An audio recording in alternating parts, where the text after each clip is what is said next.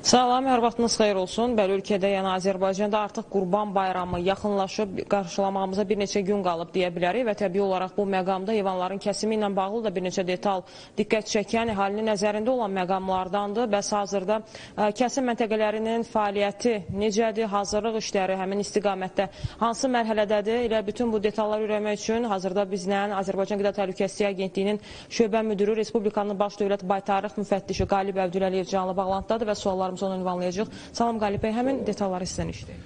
Elan olunduğu kimi 134 ünvanda bayram tədbirləri həyata keçiriləcək və bu ünvanlar artıq ictimailəşdirilib və zərurət yarandığı yerlərdə daşına bilən çadır tipli kəsim məntəqələrindən də istifadə olunacaq.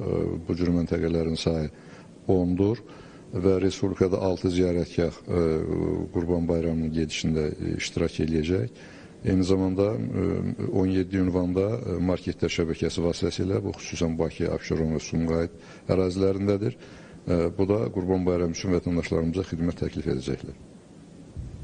Bəs hazırda həmin istiqamət hazırlıq mərhələləri necədir? Başa çatıb deyə bilərikmi? Bəli, başa çatıb deyə bilərik. Bizim kəsimdə iştirak edəcək müəssisələrdə 10.000 heyvanın kəsilməsi üçün şərait var. Eyni zamanda heyvanların satışı həyata keçirilən yerlərdə 23.000-ə yaxın heyvanın toplanıb, saxlanıb, satılmasına şərait vardır ki, bu da ötən illərin təcrübəsinə görə tam kifayətdir. Bir də erkən kəsim diqqətli olan məqamlardandır. Heyvanların yaşı ilə bağlı hər hansı bir monitorinq tətbiq olunurmu hazırda? Bəli, nəzarət həyata keçirilir və bu xüsusən təbliğat xarakteri daşıyır.